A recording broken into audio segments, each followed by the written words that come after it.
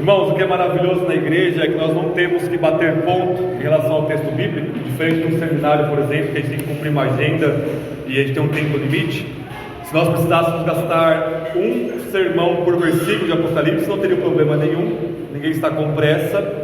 Nós podemos passar 20 anos estudando Apocalipse, mas nós também precisamos respeitar a narrativa e como o texto se coloca para nós. E hoje nós vamos ver um texto um pouco mais longo, porque o apóstolo João coloca para nós uma mesma coisa, uma mesma visão, um mesmo tema, e ele vai desdobrando isso em vários efeitos, em vários sentidos, e ele quer colocar para nós o capítulo 17, verso 1, capítulo 18 e o capítulo 19, até o versículo 10, como sendo uma mesma coisa, uma reação a essa que é chamada de a Grande Babilônia, a mãe prostituta deste mundo. Então, para começarmos, a gente vai ler o capítulo 17, verso 1 ao 6. Depois da leitura de dizer, essa é a palavra do Senhor. Todos que creem respondam com amém. Nós vamos orar mais uma vez, e à medida que eu for expondo o texto, nós vamos lendo também. Apocalipse 17, verso 1 ao 6, é uma introdução a essa visão. Diz assim: um dos 7 anjos que traziam as 7 taças veio e me falou: vem e eu te mostrarei a condenação da grande prostituta que está sentada sobre muitas águas.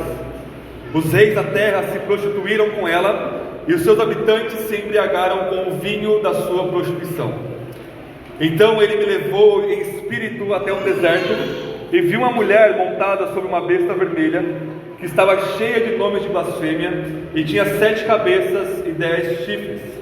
A mulher estava vestida de púrpura e de vermelho, enfeitada de ouro, pedras preciosas e pérolas, e segurava na mão um cálice de ouro, cheio das abominações e da imundícia da prostituição.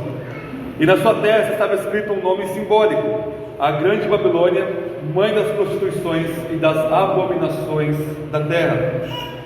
Vi que a mulher estava embriagada com o sangue dos santos e dos mártires de Jesus. Ao vê-la, fiquei muito espantado. Essa é a palavra do Senhor. Bem, vamos orar mais uma vez?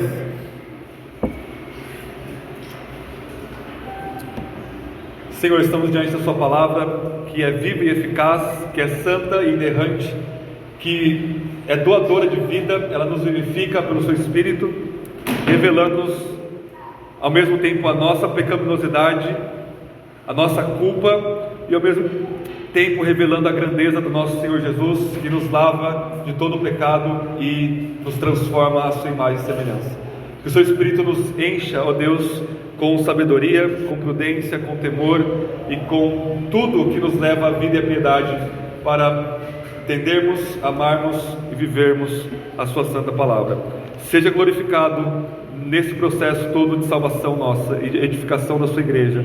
E como nós lemos no começo do culto, o Senhor não dá a sua glória a ninguém, e isso é muito bom.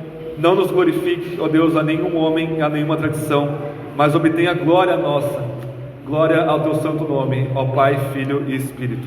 Em nome de Jesus, nosso único mediador, nós oramos. Amém e amém.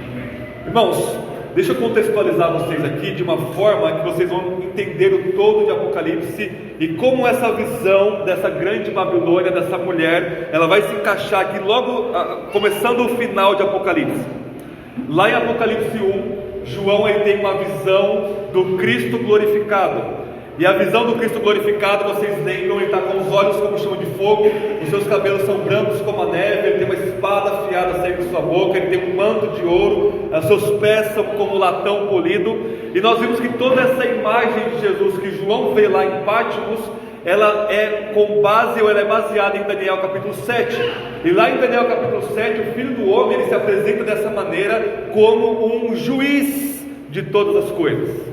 Então João ele vê Jesus primariamente como aquele que vai trazer julgamento, como o juiz de toda a criação.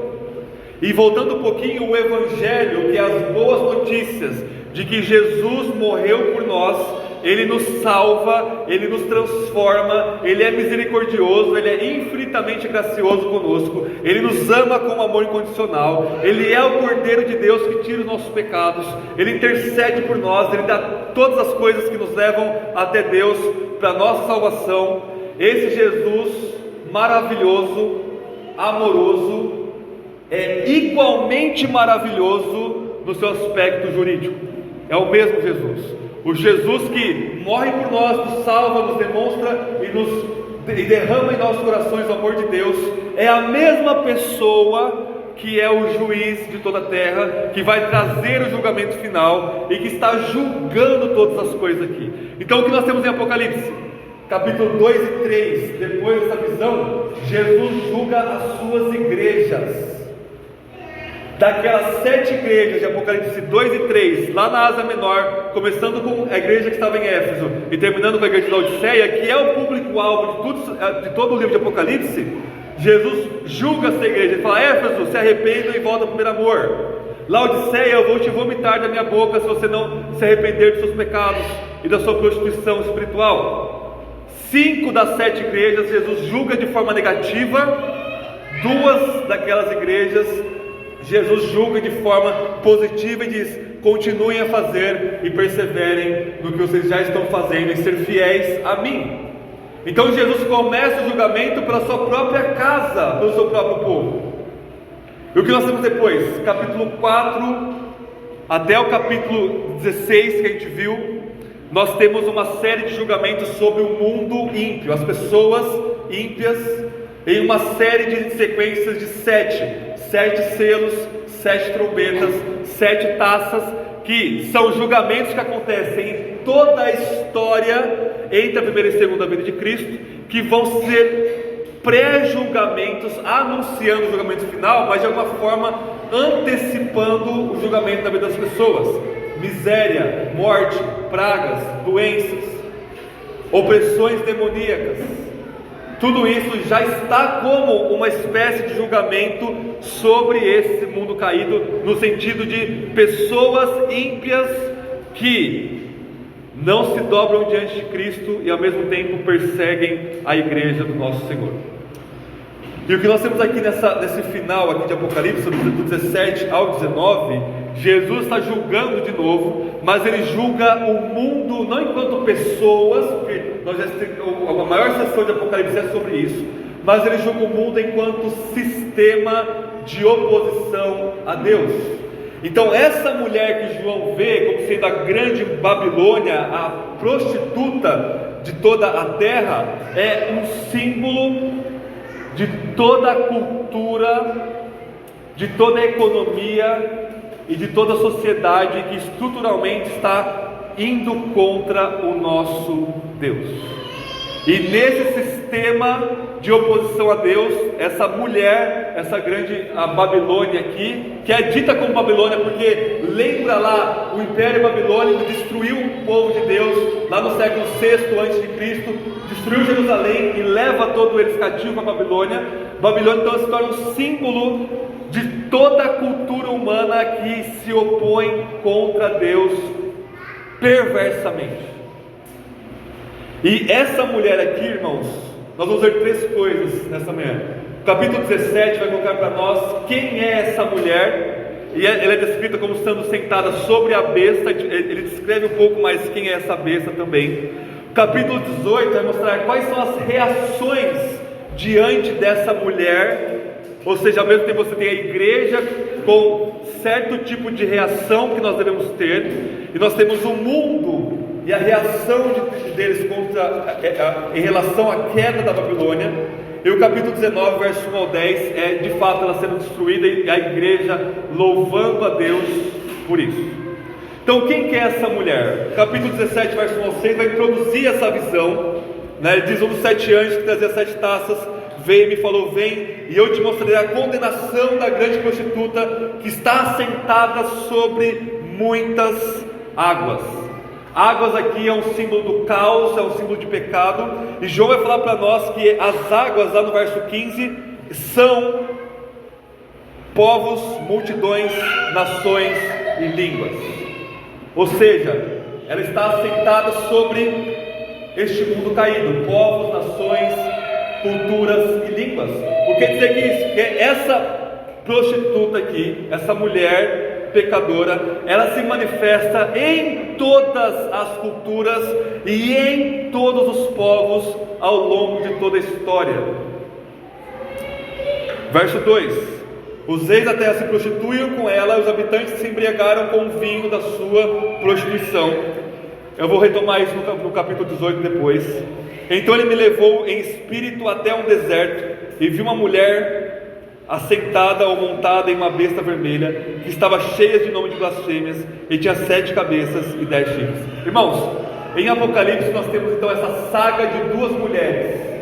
Uma mulher aparece no capítulo 12, que é a igreja, e a outra mulher, que é esse sistema de mundo corrompido, ela aparece aqui no capítulo 17. E essa mulher do capítulo 17, que é o mundo, ela está imitando com uma paródia a igreja.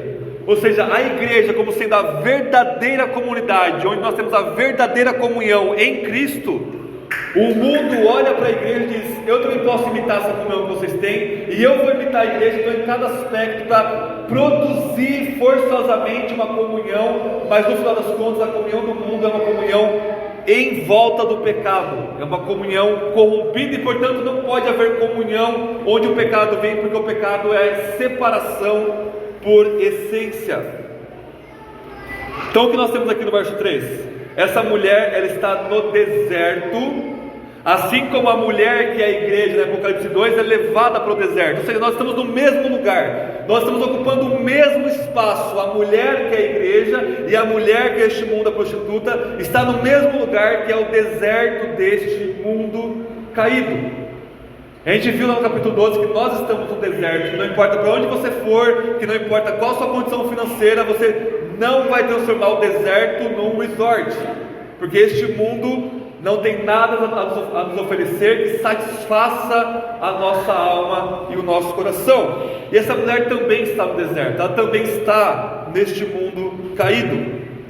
Só que, irmãos, ela é mais forte do que nós, porque vejam, ela está sentada sobre a besta vermelha, que tem 7 cabeças e 10 chifres.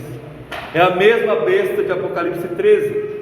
Lá em Apocalipse 13 tem a besta com 7 cabeças, 10 chifres. E o que é a besta? Vocês lembram? A besta, que é esse animal monstruoso, é um símbolo do Estado totalitário que persegue a igreja, não deixa a igreja cultuar a Deus de forma pública e está querendo adoração como Deus. Então vejam, o servo dessa mulher é a própria besta. Ou, traduzindo símbolos para a realidade, a cultura pecaminosa humana, ela se vale do Estado para perseguir a igreja. E a igreja, aquela mulher lá de Apocalipse 12, ela está ali no deserto. Deus está protegendo ela com a providência, mas o que está em oposição a ela é o próprio dragão, é a própria besta e é o próprio falso profeta. É o diabo com seus 2 braços, o Estado totalitário e as falsas religiões totalitárias que querem tragar, devorar aquela mulher que é a igreja. Verso 4: a mulher estava vestida de púrpura, de vermelho, enfeitada de ouro, pedras preciosas e pérolas. Ela estava toda sedutora nesse sentido, e segurava na mão um cálice de ouro. Então, enquanto Deus tem o cálice das orações dos santos, lá de Apocalipse 6, essa mulher também, eu quero um cálice também. O que está nesse cálice? Todo tipo de abominação e imundícia de prostituição. E na testa nossa, lá de Apocalipse anterior, os capítulos anteriores, fala que nós temos o nome de Deus e o nome de Cristo na nossa testa. Ou seja, nós temos a mente de Cristo, nós temos uma identidade com Deus como nosso Pai. O que está escrito na testa dessa mulher? A grande Babilônia, mãe das prostituições e das abominações da terra. E a introdução dessa visão termina, irmãos, com a mulher embriagada com o sangue da igreja, que ela vai matando ao longo da história. E ao vê-la, final do verso 6, João disse: eu fiquei muito espantado. Por quê, irmãos? a grandeza da cultura e da economia humana caída, ela é espantosa. O apóstolo João, um velhinho aqui na ilha de Patmos, alguém que viu a glória de Cristo o tempo todo, viu Cristo encarnado, viu Cristo crucificado, viu Cristo ressurreto, viu Cristo subir aos céus depois de 40 dias, depois ele tem essa comunhão íntima com Cristo, Cristo se revela para ele aqui em Patmos de forma gloriosa, mas a pomposidade dessa mulher, ela é tão grande, que João diz, não fiquei espantado, eu fiquei muito espantado. João está deslumbrado diante dessa mulher. É um espanto aqui, é um misto de positivo e negativo, mais claro para o negativo, porque a grandeza, o poder, a força dessa mulher é quase como se ela fosse invencível, imparável. Não há nada que nós possamos fazer para parar essa mulher. Não tem como cristianizar o mundo e vestir essa mulher com trajes santos. Não, essa mulher ela se impõe. A cultura humana, quando eu falo mulher, vocês entendem que a cultura humana, o poder econômico e social humano, ela se impõe de tal forma que nada pode pará-lo, no sentido da igreja não consegue combatê-la. Pelo contrário, ela está rindo e embriagada com o nosso sangue, porque ela nos mata de forma muito fácil. Ela só chegar à nossa casa, arrancar a nossa cabeça e pronto. E nós somos esses cordeiros que somos entregues à morte todos os dias, e essa mulher é esse lobo, é esse leão que nos devora em um piscar de olhos. Então João fica espantado, e talvez nós fiquemos admirados ou espantados diante da sedução da cultura humana caída. Agora nós temos acesso 24 horas para os nossos celulares, pelos nossos computadores, pelas nossas conversas, nossas interações, tudo ao nosso redor é essa mulher chamando, olha, venham ter comigo e se seduzam comigo. É a mesma coisa de Provérbios 8 e 9. Provérbios 8 e 9 também você tem duas mulheres, a mulher sabedoria, que está gritando na praça pública, venham a mim e tenham vida. E a sabedoria é a palavra de Deus no contexto do Provérbios 8. E você tem uma outra mulher, que é a prostituta, que é a adúltera, que está seduzindo os ignorantes, os necios, dizendo, venham até mim. E o que Salomão fala? O caminho dela é a morte. E ambas estão em cima de um monte. O monte é um lugar de adoração, quer seja a Deus, quer seja aos ídolos. Então a mulher em cima do monte Sião dizendo, venham e adorem a Deus no seu templo. Isso é sabedoria. E a mulher adúltera está no outro monte, no monte da idolatria, dizendo, venham a mim, porque vocês vão ser satisfeitos comigo. E Salomão diz que o fim dessa montanha é a morte. Então a idolatria leva à morte, leva à prostituição e à morte, a imoralidade e a morte, e a sabedoria leva ao culto a Deus e à vida. E a sabedoria agora se encontra na igreja, o modo como nós vivemos, cumprindo a vontade de Deus. Nós somos essa mulher de Provérbios 8 e Apocalipse 12. Mas a sedução da mulher de Provérbios 9 e de Apocalipse 17, ela é muito persuasiva, ubíqua, está em todos os lugares, e ela é muito poderosa nesse sentido. Versos 7 ao 14, João vai começar a descrever para nós o animal selvagem a qual ele está montado. Ele começa a relembrar-nos que a besta é esse estado totalitário. E ele diz assim no verso 8: a besta que vistes era e já não é, todavia está para subir do abismo e irá para a perdição. Ela está imitando o nome de Deus aqui. O nome de Deus em Apocalipse é aquele que era, que é e que há de vir. Deus é soberano sobre toda a história, passado, presente e futuro. E essa besta aqui, esse animal quimérico, ele quer imitar a Deus como estado totalitário. Então ele diz, não, eu sou aquele que era, que é e que há de vir, nada escapa do meu poder. Mas na verdade João está dizendo, olha, ele não era na verdade, ele já não é, ou seja, não tem lá uma importância duradoura, permanente, e ele está vindo para ser destruído. Essa é a grande ironia que João coloca para nós aqui. Ainda verso 8: os habitantes da terra, cujos nomes não foram escritos no livro da vida, desde a fundação do mundo, ficarão admirados quando virem a besta, que era e já não é, mas voltará. Então, se João tem um espanto de terror, de como ela é poderosa, os ímpios deste mundo, eles ficam maravilhados pela beleza, eles ficam babando, eles ficam hipnotizados pela grandeza dessa mulher que está sentada sobre a besta, e ninguém é como a besta na perspectiva mundana lá de Apocalipse 13. E essa mulher está em cima, ou seja, ela está dominando o estado totalitário para receber adoração. Verso 9, é importante nós entendermos o que está dizendo aqui. Aqui está a mente que tem sabedoria. As 7 cabeças são 7 montes sobre os quais a mulher está sentada. São também 7 reis, 5 já caíram, um existe e outro ainda não veio. Quando vier deve permanecer por pouco tempo. A besta que já era e não é, também é o 8º rei, que entre os 7 irá para a perdição. Muitos tentam colocar esses 5 reis, depois vem o 6º, 7º e 8º, como sucessões de reis na história. Como por exemplo, o primeiro rei lá é o primeiro imperador de Roma, o 6º rei é Nero, e o 7º rei o 7º imperador era o que João estava vivendo. Mas irmãos, não tem como encaixarmos reis históricos nessa simbologia aqui, porque João ele está no 18º imperador de Roma.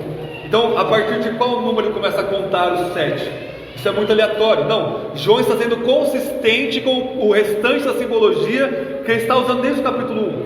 Então 5 reis, esse número 5 mostra uma quantidade de reis do passado, uma quantidade de estados totalitários do passado. Nós temos esse 6º ou 7º rei que aparece aqui como o estado totalitário presente do apóstolo João, ou presente de cada era, e aquele estado totalitário que virá, final, dominando todo o mundo e toda a cultura humana. Então essa simbologia aqui mostra toda a história humana sendo dominada por estados totalitários, e ainda virá um final do anticristo que vai ser o maior de todos. Verso 12: os 10 chifres que viste são 10 reis, os quais ainda não recebem o reino, mas receberão autoridade como reis durante 1 hora, juntamente com a besta.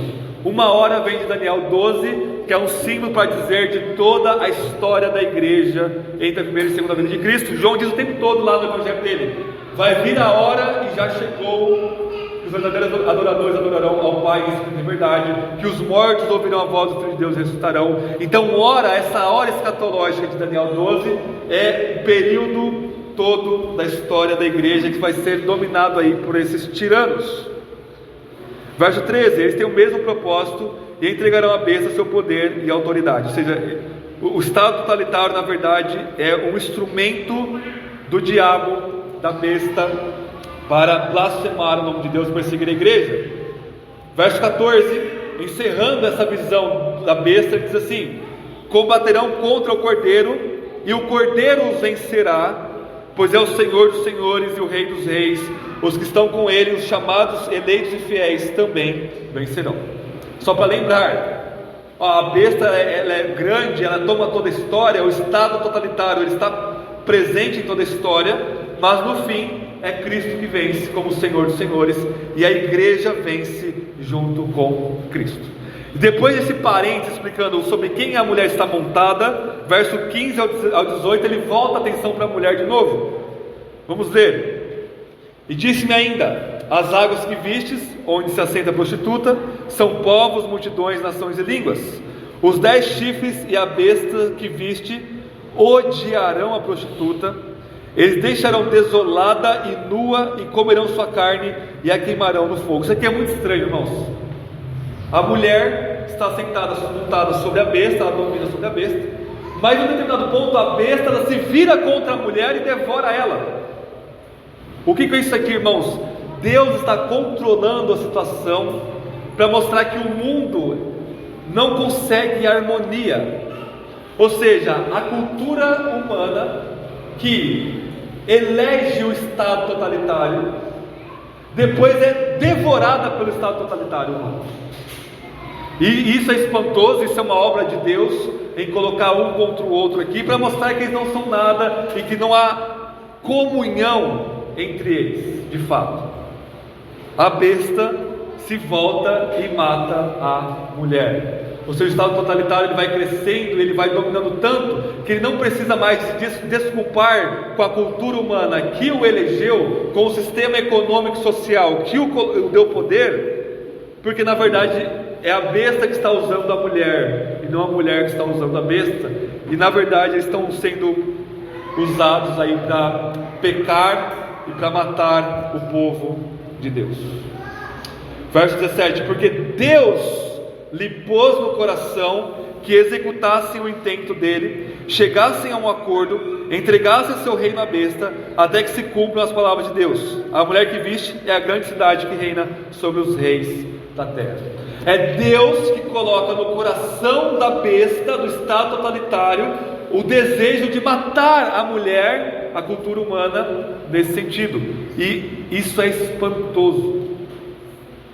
E nós temos ao longo da história várias civilizações que são essas manifestações dessa mulher sendo morta e devorada pela própria humanidade ou pela própria besta, que é o Estado totalitário. Por exemplo, a Babilônia, o Egito, a Babilônia, os gregos e Roma, que João tem em mente aqui, são a prostituta, a mulher, a Babilônia em si, que vai sendo morta, e os reinos, ou seja, Babilônia foi morta pelos medo-persas, a Grécia foi morta por Roma, ou seja, a besta está engolindo a cultura, a mulher, e matando ela. E aí quando a besta aqui, do momento que João escreve, é o Império Romano, quando você olhava o Império Romano, dizia: nada pode destruir o Império Romano, nada pode massacrar o Império Romano. Essa mulher montada na besta, ela é imparável. E aí lá na época de Agostinho, século 4 e 5, a prostituta que estava tentando se maquiar com maquiagem cristã, mas não estava dando certo, ela cai. E quando o Império Romano cai, todo mundo fica embasbacado, com a boca aberta. Como é possível a grande Roma cair para os godos, para os muçulmanos, para os bárbaros que a cercavam ali? Era um evento praticamente apocalíptico na mentalidade do pessoal ali no século V. Roma caiu, e todo o sistema humano ele vai caindo. O feudalismo cai no final da Idade Média, a monarquia cai. Depois nós estamos vivendo uma época, em alguns momentos capitalistas, o capitalismo vai cair também. E você fica: como é possível o sistema capitalista cair? Vai cair. O comunismo vai cair. O mundo vai se devorando cada vez mais. Por que isso? Para mostrar que aquilo que os nossos olhos veem, que parece permanente, ou seja, o nosso status quo, nosso estado atual de coisas, que parece algo permanente, não é impossível as coisas mudarem. Meus irmãos e irmãs, este mundo passa, não somente no final, mas ele está passando e as coisas vão mudando, e a igreja permanece. O que aconteceu quando o Império Romano caiu e os bárbaros tomaram conta? A igreja precisou se repensar enquanto igreja, e surgem homens como no século VI, São Bento, que vão para os mosteiros, vamos dar um passo para trás, porque senão toda a cultura bíblica vai desaparecer. E foi um momento naquela época da igreja conseguir ser uma comunidade alternativa, preservar algo de bondade, beleza e verdade naquele contexto. É o chamado de opção beneditina. E o nosso chamado hoje não é construir mosteiros, mas é ter a mesma disposição, pensarmos em como sermos uma comunidade alternativa em uma cultura cada vez mais decadente, cada vez mais que nos odeia, cada vez mais dada à feiura, à prostituição e à mentira, que é o oposto de verdade, bondade e beleza. A igreja permanece, enquanto este mundo, essa mulher que é poderosíssima, ela vai sendo devorada, ela vai sendo queimada, ela vai sendo usada E a igreja permanece. A mulher de Apocalipse 12, ela está ali, fraca, ela está ali padecendo, ela está ali com cortes, ela está ali sangrando, mas ela permanece. Porque aquele que faz a vontade de Deus permanece para sempre. E aí no capítulo 18 nós temos reações à queda dessa mulher. Capítulo 18, verso 1: depois dessas coisas vi descer do céu outro anjo que tinha grande autoridade, e a terra foi iluminada com a sua glória. E ele clamou em alta voz. Ele volta ao que ele começou no capítulo 17.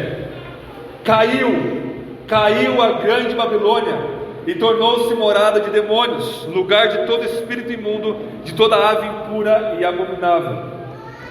Porque todas as nações têm bebido do vinho da ira da sua prostituição. Os reis da terra se prostituíram com ela, e os comerciantes da terra se enriqueceram à custa do seu luxo excessivo. O anjo anuncia a queda da Babilônia, e de alguma forma, irmãos, não importa se é capitalismo, liberalismo ou comunismo, de alguma forma a mulher, a cultura humana caída, ela quer enriquecer as pessoas, quer seja todo o povo, como no capitalismo, quer seja só a cúpula lá de governantes, como sistemas totalitários, por exemplo, mas sempre alguém vai enriquecer, porque ela quer que a riqueza e a idolatria embriague os seus súditos. E aqui está uma aplicação prática para nós. Nós podemos ser, e às vezes somos, embriagados com a mulher prostituta da Babilônia. Nós passamos todos os nossos dias enxercados por todos os lados com a sedução dessa mulher, e às vezes chegamos na igreja ou bêbados, ou com ressaca da pecaminosidade toda dessa mulher. E reparem o seguinte: o verso 16 do capítulo 17, que fala que eles a deixaram desolada, nua, comerão a sua carne e queimarão no fogo, é uma alusão à história de Jezabel. Jezabel, que é a mulher de Acabe, prostitui o povo de Deus, e ela é lançada de lado do seu castelo, e ali os cães comem a sua carne. Jezabel, como um símbolo da prostituição deste mundo, vocês se lembram o que acontece lá em Apocalipse 2 e 3? Jezabel está dentro da igreja. Jezabel, ela consegue infiltrar-se na comunidade dos santos, e Jesus disse: expulsem Jezabel do vosso meio. Ou seja, vocês podem estar aqui cultuando a Deus, mas bêbados da prostituição deste mundo, embriagados. E a embriaguez, ela vai causando um amortecimento na nossa espiritualidade. A gente não sente mais o peso dos nossos pecados, a gente não sente mais a grandeza da graça de Cristo. Nós vamos começando a ficar embriagados, e quanto mais se bebe, mais resistente ao álcool fica, e mais você quer beber. Ou seja, quanto mais você é dado à prostituição dessa mulher, deste mundo, mais você vai ficando amortecido, e mais você vai querendo o vinho da pecaminosidade dessa mulher. Jesus diz: eu não tolero Jezabel dentro da mulher que é a minha igreja. E é por isso que o ministério pastoral nos domingos pela manhã ou à noite, às vezes parece uma recepção de bêbados, a qual a gente precisa dar remédio, dar água pura da palavra de Deus para desintoxicar-nos e voltarmos à realidade da glória do nosso Senhor Jesus. E na verdade, o capítulo 18, verso 4 ao 8, Jesus vai falar exatamente isso. Esse anjo vai anunciar exatamente isso. Verso 4: ouvi uma outra voz dizer: saí dela, povo meu, para que não sejam participantes dos seus pecados, e para que não incorrais nas suas pragas. Esse é o chamado de Isaías, esse é o chamado de Paulo lá em 2 Coríntios. Saiam do meio dela, não fisicamente. O apóstolo João, Paulo e Isaías, que falam para a igreja sair deste mundo, nunca é fisicamente. O apóstolo Paulo vai dizer: vocês estão doidos de sair fisicamente desse mundo? Para sair deste mundo, vocês precisam sair literalmente deste mundo. Não adianta construir mosteiros, não adianta construir comunidades alternativas longe deste mundo, deserto, qualquer coisa que seja. Não adianta vocês comprarem um condomínio fechado inteiro e ficar lá dentro vivendo lá, porque a prostituição deste mundo, ela está em todo lugar, mas é um sair espiritual deste mundo, é estar nesse mundo, mas não ser desse mundo. E ser desse mundo significa você pertencer a ele de corpo e alma, você ter a mentalidade, a pecaminosidade, o desejo, os planos e tudo mais da sua vida caracterizado pelo esquema deste mundo caído. Jesus está dizendo: saiam do meio dela, povo meu, sejam santos, se santifiquem, não bebam do vinho da imoralidade dessa mulher prostituta. Então a primeira reação aqui é da igreja. A igreja, diante dessa mulher prostituta, a gente precisa se guardar, a gente precisa fechar nossos olhos, fechar nossos ouvidos, para não cairmos no canto da sereia, porque se nós sairmos do barco pelo canto da sereia, morte, neste mar de caos aqui é o que nos espera. Uma outra reação que nós temos, que é uma reação tripla, é o verso 9 em diante. Verso 9: os reis da terra ficam chocados. Verso 11: os comerciantes da terra ficam chocados com a queda da Babilônia. E verso 17: os pilotos, aqueles que navegam no mar, que fazem toda a questão econômica do primeiro século, ficam assim, sem saber o que falar e o que pensar. Como é possível? Eu sou um governante, eu sou um comerciante, eu estou aqui enriquecendo pela minha devoção a essa mulher, e de repente essa mulher cai. As quedas dos sistemas econômicos da história, mas no final todo mundo vai cair e as pessoas ficar: como é possível? Verso 18: que cidade é semelhante a essa grande cidade? Quem é como essa mulher? E se ela caiu, quer dizer que nós vamos cair junto com ela. Verso 19 do capítulo 18: e jogarão pó sobre a cabeça e clamarão, chorando, lamentando, dizendo: ai, ai da grande cidade, por causa de suas riquezas, todos que possuem navios no mar se enriqueceram, em apenas uma hora ela foi destruída. Então, as pessoas deste mundo, ao olharem a queda da cultura humana caída, eles lamentam, porque ali está o seu Deus, ali está a sua vida, ali estão os seus investimentos, ali está todo o coração deles, e em um estalar de dedos, toda aquela cultura, toda a mulher, toda a prostituição humana cai pelo poder de Cristo. O verso 20: exulta sobre ela, ó céus, exultai também vós, santos e apóstolos e profetas, porque Deus julgou a vossa causa contra ela, que ele vai retomar esse chamado a se regozijar no capítulo 19, e o capítulo 21 ao 24 vai mostrar que um anjo, ele pega uma grande pedra e ele lança dos céus, que cai sobre o mar, simbolizando quão brusca é a queda da Babilônia, deste mundo caído. Vai mostrar que não vai haver mais nenhuma cultura quando ela cair, ou seja, não vai haver mais música, não vai haver mais artes, não vai haver mais nenhum tipo de recriação, porque toda beleza e bondade e verdade que ainda tinha um pouquinho lá é tirado completamente, a graça comum cessa. E verso 24: nela foi encontrado o sangue dos profetas, dos santos e de todos que foram mortos por ela, porque ela enfeitiçou todo o mundo. Para resumir até aqui, irmãos, para a gente entrar no último ponto, que é mais breve: a mulher, a grande Babilônia, é este mundo caído, em sua manifestação cultural, em sua manifestação social e em sua manifestação econômica, independente do sistema econômico que for, enriquecendo poucos ou muitos, a prostituição é a mesma. Ela vai cair, ela está caindo ao longo da história, mas no final ela vai cair definitivamente.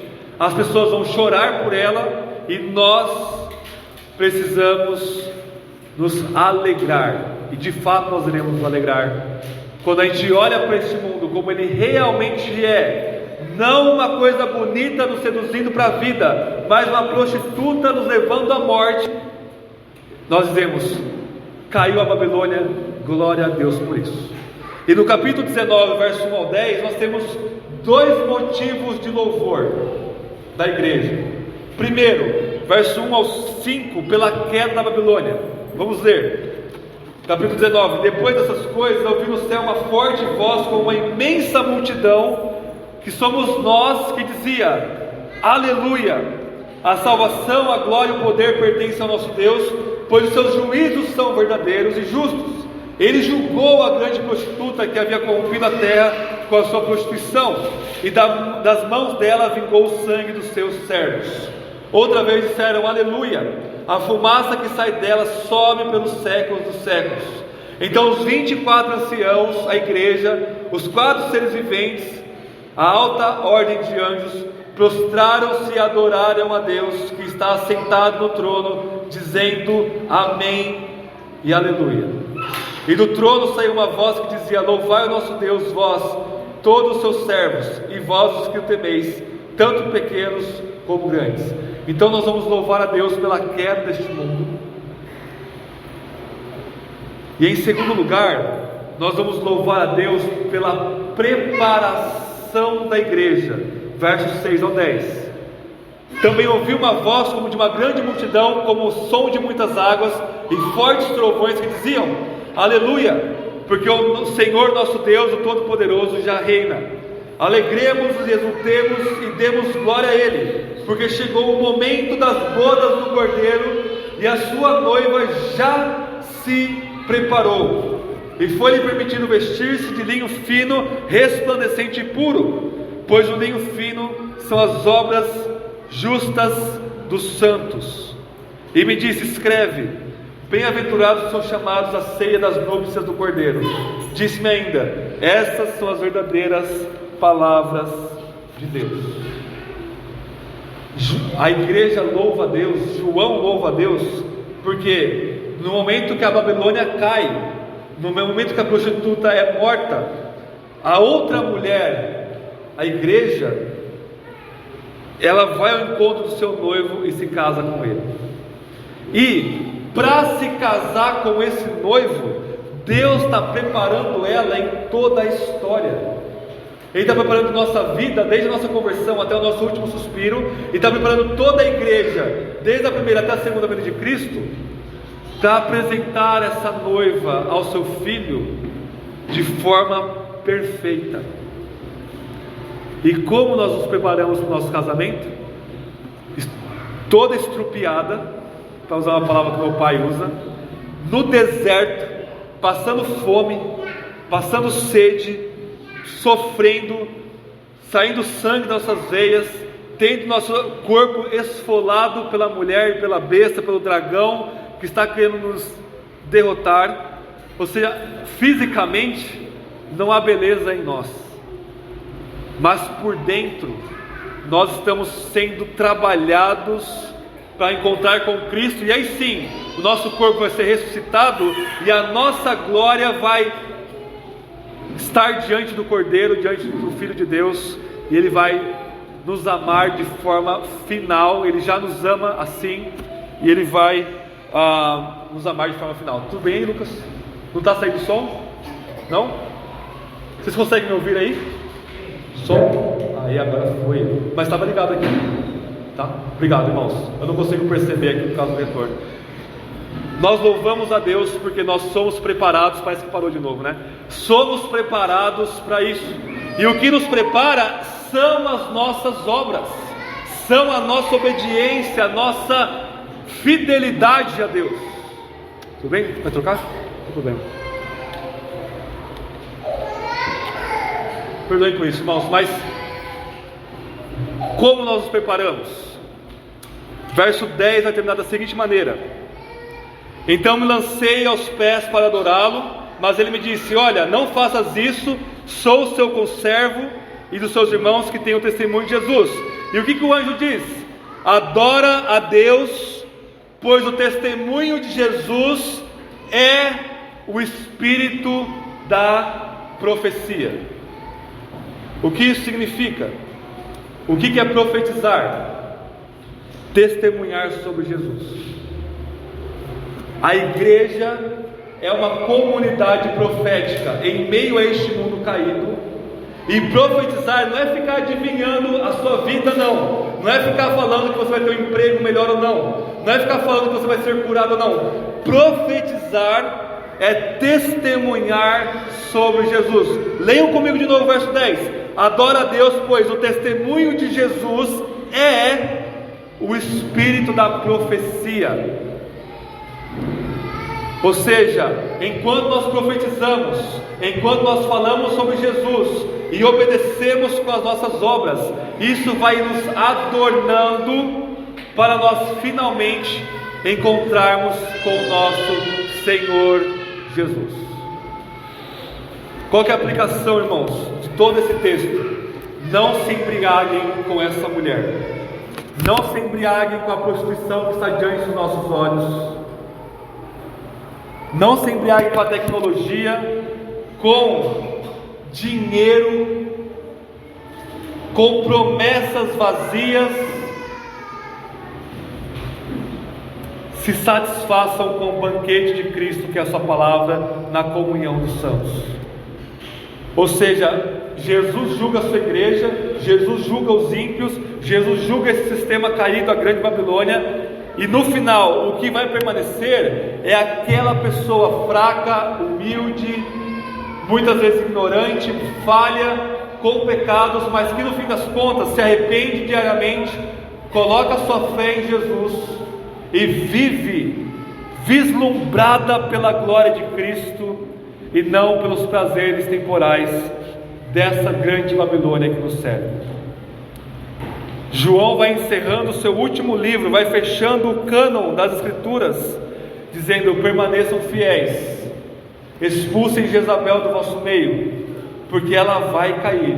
E quando ela cair, se você chorar, presta atenção, se você perdeu o seu emprego, perdeu o seu status, precisar diminuir o padrão da sua vida, perder a sua casa, você olha para isso e você chora, boquiaberto. Como que é possível a Babilônia da minha vida cair? É porque você já está comprometido com esse adultério espiritual com a mulher.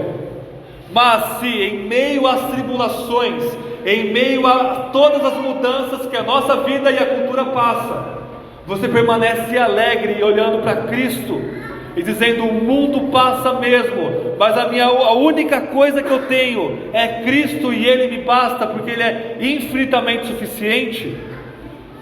Você é a noiva sendo preparada, e você vai se encontrar com Cristo na nova criação restaurada, participar daquele banquete que Ele está aguardando para tomar conosco, um banquete eterno na presença gloriosa do nosso marido. Amém? Vamos orar para encerrar o sermão. Nós vamos responder depois a palavra. Oremos.